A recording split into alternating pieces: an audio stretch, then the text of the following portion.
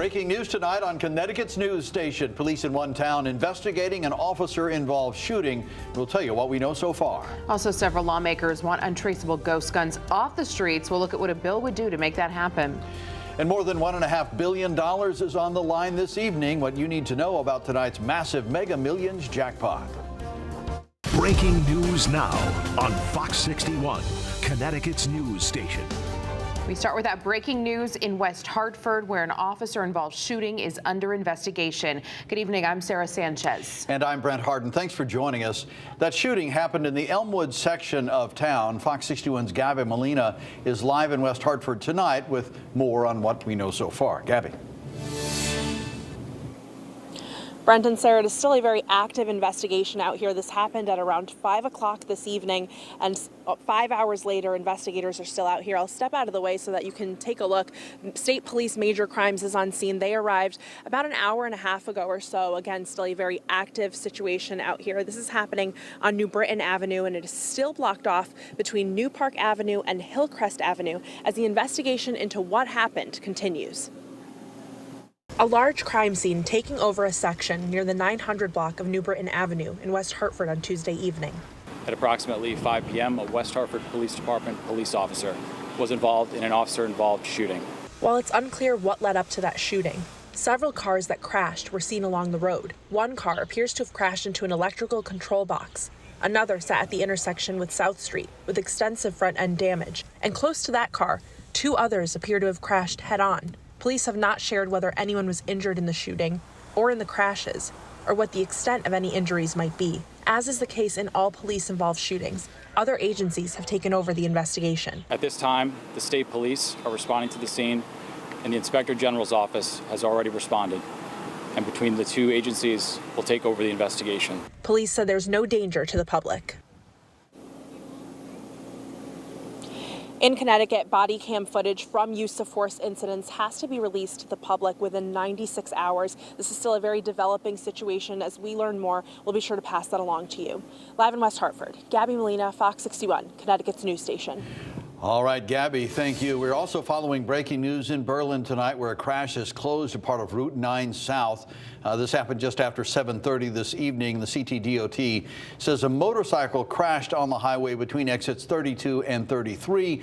We are working to find out if the rider was hurt or if any other vehicles were involved. For the latest updates on these breaking news stories, be sure to scan the QR code on your screen to download the free Fox 61 News app. You can also find more on fox61.com. Let's check in with meteorologist Ryan Breton for a first look at the forecast after a bit of a humid Tuesday. Ryan? Yeah, absolutely. And it ended with a little bit of shower activity, which brought some beautiful scenes in some spots this evening. This is from Manchester, where you can almost make out a double rainbow there, but it definitely was a double rainbow in East Hartford. These images right around 7 o'clock this evening. Great shots as those showers came to an end. Right now, we're mostly dry. The clouds are starting to fade away, and the rest of the night, it is going to be turning less humid. It is still warm and sticky right now, with temperatures in most spots in the 70s, but the dew points are steadily coming down. It's been a slow process, but this morning these numbers were up in the low 70s, indicating the tropical-like humidity. Now it's down in more of the moderate range, but by tomorrow morning we'll see more of these dew points in the 50s, indicating very comfortable air moving in. So this is the trend over the next 12 hours. Temperatures by morning will be down in the 60s in most spots. You will notice the wind picking up as well. It'll be gusty at times tomorrow morning and midday. We'll have some gusts out of the northwest as high as 25 or maybe even 30 miles per hour in a few spots. Then a mixture of sunshine and clouds through tomorrow afternoon. No rain tomorrow, but the rain will return. It looks like it comes back on Thursday. Some showers and storms developing. We'll have the timeline on that and take an early look at the weekend too, all coming up. Thank you, Ryan. Better grab that bug spray. 9 different cities and towns around Connecticut have found West Nile virus-carrying mosquitoes. Because of the heavy rain we saw this summer, researchers have been collecting double what they normally do this time of year. Out of over 100 traps set, they found 9 cases of mosquitoes carrying West Nile. The traps were placed in several communities along the I-95, I-91 corridors. With more mosquitoes available, there is the chance for increased risk for West Nile virus transmission going forward. With August to September being peak mosquito season and peak risk for West Nile virus, health officials are urging people to get rid of any standing water, including water holding containers like buckets and old tires.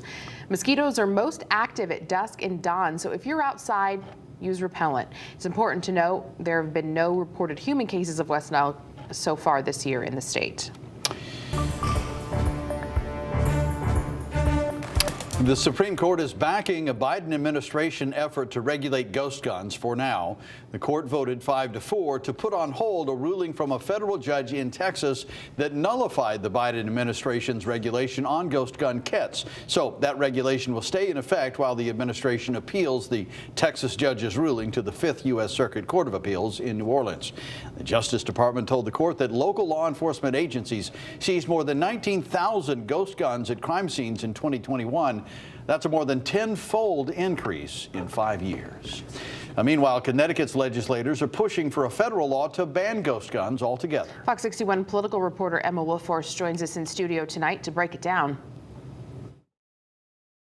Yeah, Sarah, Bren, officials say ghost guns are becoming dramatically more prevalent across the country. Nationally, ghost guns recovered by law enforcement increased more than 1,000% from 2016 to 2021. And here in Hartford, it's the same story. This is not an abstract issue. This is not a theoretical threat. These guns are being used in violent crimes in this community, in communities across our state, and in communities across the country. Ghost gun seizures in Hartford jumped from just 7 in 2020 to 58 in 2022. So far this year, Hartford police seized 24 ghost guns. They are one of our most significant dangers right now that we're dealing with when it comes to gun violence. Despite strict state laws, Connecticut officials say more needs to be done on a national level to stop these weapons. We have strong laws here in Connecticut, but guess what? Guns really have no respect for state boundaries.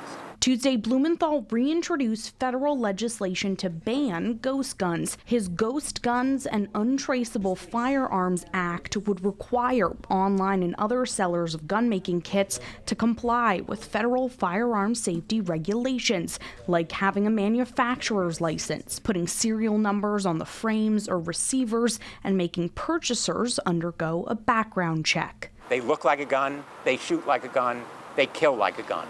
Hartford community advocates say a law like this is necessary. It's the inner city youth that these guns are impacting. Inner city youth. These guns have been sold on our streets daily. And as we said, more movement at the national level this afternoon. Earlier today, the Supreme Court voting 5-4 to put on hold a ruling from a federal judge in Texas. That ruling nullified the Biden administration's regulations on ghost gun kits. The regulations will now be in effect while the administration appeals the ruling. This new rule, issued last year, requires parts to be licensed and includes serial numbers and makes manufacturers run background checks before a sale. Sarah, Brent.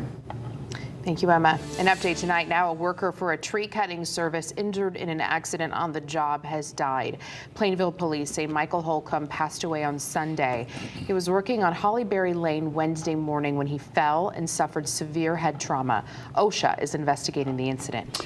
Leaders in Oxford are using federal funding to help keep pedestrians safe along Route 67. A new walking and bike path will be created with $3.4 million in federal monies. The multi-use trail would run parallel to Route 67 between Seymour and Salford, allowing pedestrians and bicyclists to safely travel the Route 67 corridor. The trail will connect to both the Larkin State Bridle Trail and the Naugatuck River Greenway Trail. The expense is high, but it's going to be worthy, especially having the ability for town people to travel from one end of town to the other seamlessly without having to deal with traffic. So I'm excited, and just so everybody knows, this is going to take a couple years of logistics and getting everything set up and moving forward. So please be patient with us. The federal funding will allow Oxford to continue installing their portion of the trail between Dutton Road and Quarry Walk. The town recently completed the first section of trail between the Town Hall and Municipal Center and Dutton Road. Happening tonight, a massive prize is on the line as the Mega Millions jackpot hits an all-time high. Tonight's drawing is worth an estimated $1.58 billion, making the jackpot the third largest in U.S. history. No winner has been picked in 31 straight Mega Millions drawings. There are plenty of people who are trying to match all 6 numbers, despite the odds being 1 in 302.6 million. This is record territory, so we're expecting sales to continue to be high, and for the opportunity for someone to win that much money, you're talking about over $737 million, and if they just took the cash option alone. So it's a massive amount of money that's available tonight for today's Mega Millions drawing. The largest lottery jackpot in U.S. history was when someone in California won $2.04 billion in the Powerball last year. Remember that? In about 45 minutes, you can quickly flip over to our sister station, CW20, to see tonight's huge Mega Millions drawing live at 10:59. We'll also have the winning numbers right here on the Fox 61 News at 11.